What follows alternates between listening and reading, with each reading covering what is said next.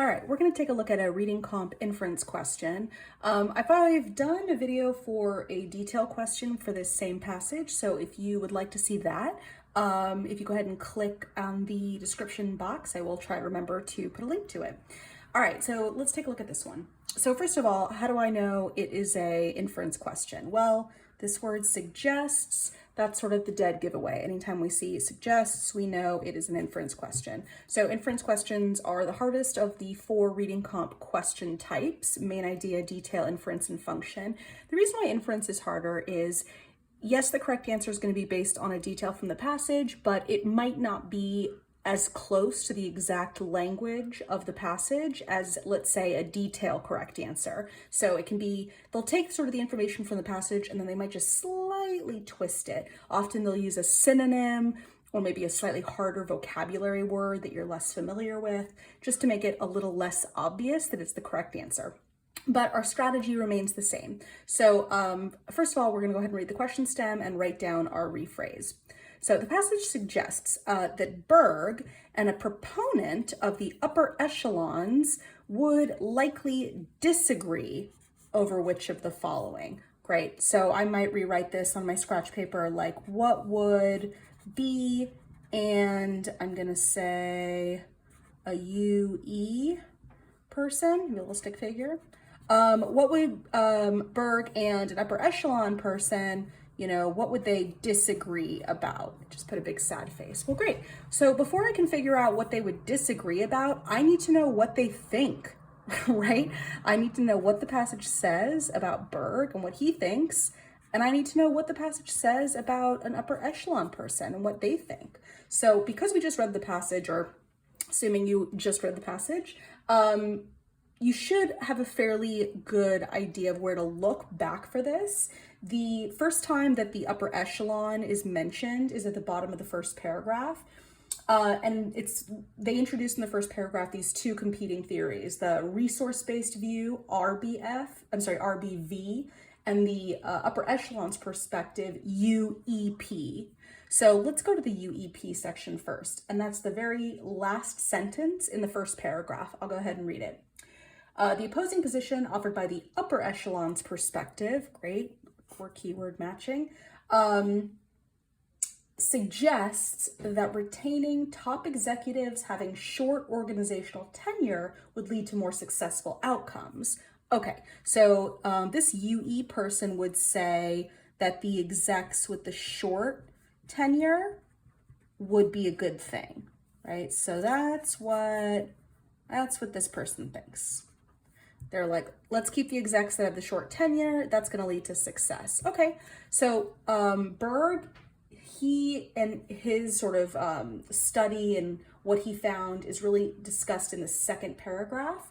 So when we go into that paragraph, they talk about, in the very first sentence, he did this study over 5 years, right? He sort of explaining what he did.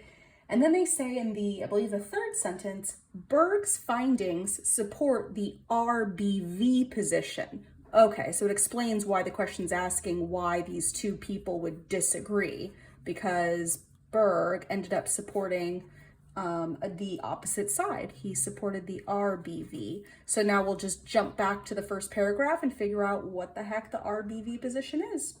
Middle of the first paragraph says the resource-based view, RBV, suggests that keeping acquired company top executives with longer organizational tenure would lead to more successful outcomes. Okay, so Bergh ended up agreeing with the RBV stance, that shorter was not good, but that longer was the way to go. Probably actually didn't need to write shorter again, it's just longer, happy face. All right, so that's his thing. All right, so what do they disagree about? What would Bergh and the upper echelon people who support that theory, what do they disagree about? They disagree about the tenure time. They disagree about who should be kept, right, after an acquisition for success. Should we keep the, executives who've only been there, let's say, 2 months? Or should we keep the executives who've been there for 20 years. I know it's not that extreme, but sometimes just giving yourself a little bit more of a concrete grounding can make it a little bit easier. Sorry, I know I got cut off a little bit there, but hopefully it's clear. All right, so now we're really ready to look at the answer choices. We've essentially done all the work and answered the question up top. Let's take a look. A, whether there's a positive correlation between short tenure and managerial adaptability, right? Managerial adaptability, not what they're disagreeing on. They're not saying that certain managers can't adapt. B, whether there's a positive correlation between long tenure and the acquisition of idiosyncratic and non-transferable knowledge.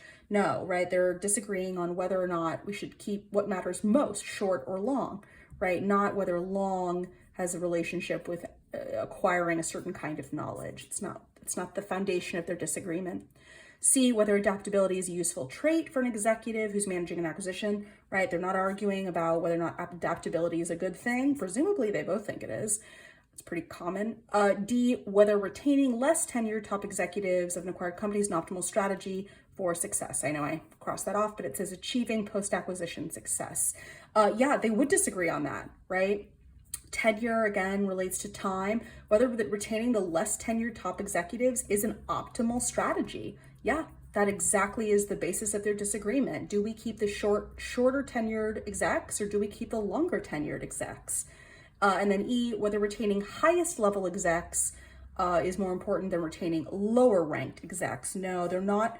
It's not about the ranking of the execs. It's about the time that the execs have been at the company. So the only answer choice that really matches our prediction is D.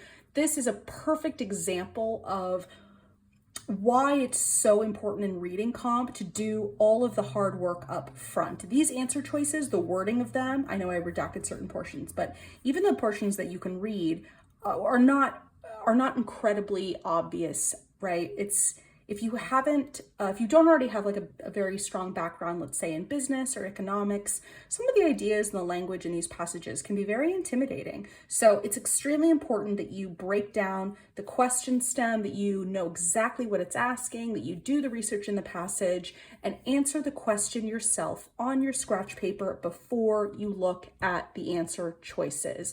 Better that you do this and it take you 5 minutes, but you do it for every single reading comp question that you encounter, then not do it at all and, get a 50% shot at getting the reading comp questions right, but you do them in 90 seconds. Because it's like, there's no point in being fast if you're not building the skills to be accurate. So it's incredibly important to take your time and go really slowly, especially on reading comp inference questions when you're first starting out. So you can build those skills, and then later on you can speed up once you have the skills, but you can't have no strategy and be fast and be accurate. It doesn't work.